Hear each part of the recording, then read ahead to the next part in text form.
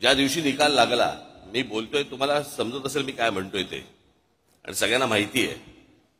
महाराष्ट्रात निकाल लागल्यावरती मी पहिल्यांदा महाराष्ट्रात असं बघितलं, सन्नाटा पसरला. ज्या प्रकारचा जल्लोष व्हायला पाहिजे होता, ज्या प्रकारची गोष्ट व्हायला पाहिजे होती, मिरवणुका काय सगळं सन्नाटा आलो. कारण लोकांमध्येच संभ्रम होता. हे काय आहे, हे कसं झालं, असा कसा निर्णय आला. माझ्याकडे एक व्यक्ती आली होती जी आरएसएसची म्हणजे संघाशी संबंधित व्यक्ती होती. त्यांच्याही मनामध्ये मला दिसलं की त्यांनाही पटलेलं नाही. त्यांनी फार छान वाक्य बोलले ते माझ्यासमोर. मला म्हणाले, इतना सन्नाटा क्यों है भाई, कोई तो जीता होगा. कोणीतरी जिंकलं असेल की ज्याच्यातनं जल्लोष होईल. पण महाराष्ट्रामध्ये जो सन्नाटा पसरला ते कसलं होतं काय. काही काही गोष्टींवरती तर विश्वासच बसू शकत नाही. हे आमच्या इथे राजू पाटील बसलेत. कुठे आहेत राजू, कुठे आहे, इथे.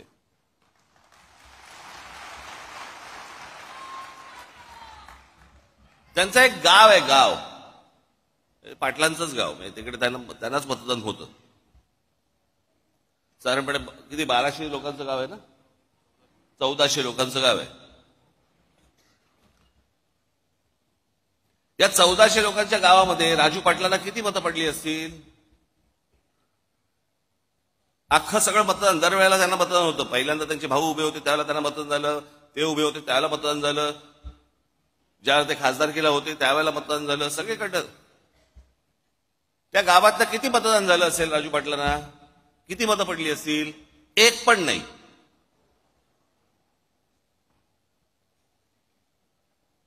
अख्ख्या गावातनं एक मत नाही पडत.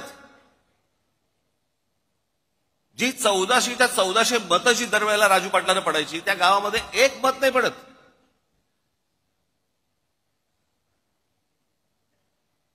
आपल्यातला एक मराठवाड्यामधला आपला एक पदाधिकारी आहे जो तिथे नगरसेवक आहे. नगरसेवक असताना म्हणजे नगरसेवक जेव्हा झाला त्यावेळेला त्याला त्याच्या भागातनं 5,500 मतदान आहे. 5,500 त्याच्या भागातनं.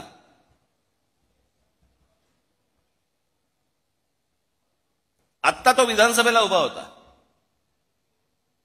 त्याला त्याच्या वॉर्डामध्ये नगरसेवक पदासाठी म्हणून त्याला 5,500 मतदान झालं होतं. आत्ता विधानसभेच्या वेळेला त्याला किती मतदान झालं असेल. विधानसभा 2,500.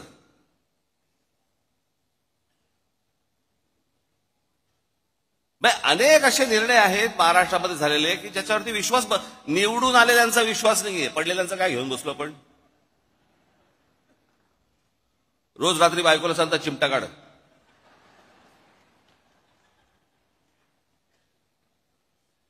बाळासाहेब थोरात काँग्रेसचे नेते 7 वेळा आमदार झाले. 7 वेळा. ही 8वी टर्म होती त्यांची. 7 वेळा जो माणूस आमदार केला, 70 ते 80 हजार मताधिक्याने निवडून यायचे, ते बाळासाहेब थोरात या निवडणुकीमध्ये 10,000 मतांनी पराभव होतो.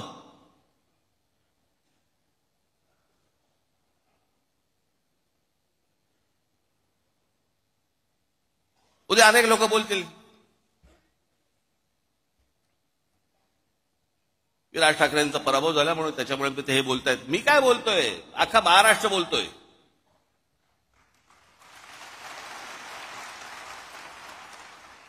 जे निवडून आले त्यातल्या अनेक लोकांचे मला फोन जे आले, जे सत्तेमध्ये आले आहेत त्यांचे मला अनेकांचे फोन आले, त्यांना शॉक बसलाय.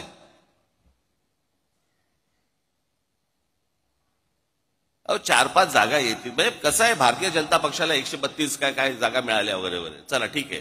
मागच्या वेळेला पण त्यांना काहीतरी 100 काय किती जागा होत्या, 105 आधी नाही, 105 17ला होत्या, 122 काहीतरी 122 काहीतरी जागा होत्या 2014ला. ठीक आहे, आपण समजू शकतो. चला 132. अजित पवार 42.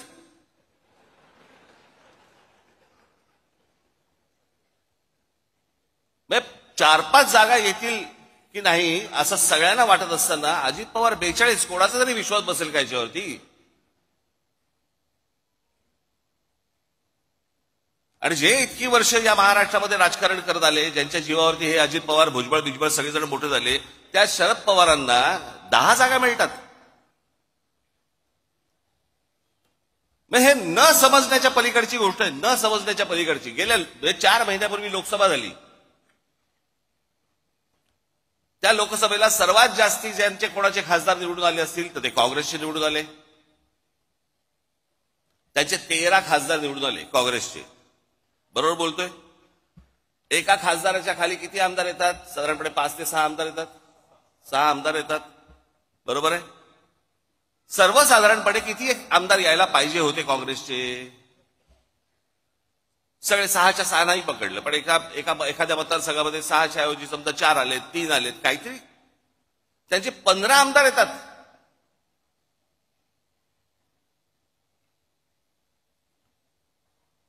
शरद पवार साहेबांचे 8 खासदार निवडून आलेत. 8 खासदार, त्यांचे 10 आमदार येतात. आणि लोकसभेला ज्या अजित पवारांचा 1 खासदार निवडून आलाय तिथे 42 आमदार येतात. 4 महिन्यात फरक पडला लोकांच्या मनात. काय झालं, कशामुळे झालं, हा संशोधनाचाच विषय. मी तुम्हाला आज काय सांगायला आलोय, या मतदानावरती जाऊ नका. लोकांनी आपल्याला मतदान केलेलं आहे, फक्त ते आपल्यापर्यंत आलेलं नाहीये.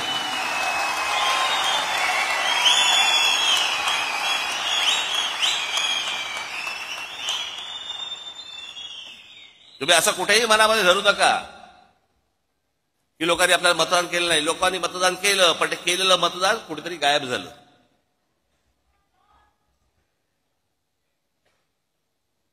आणि अशा प्रकारच्या ज्या निवडणुका लढवायच्या असतील तर निवडणुका न लढवल्याच बऱ्या.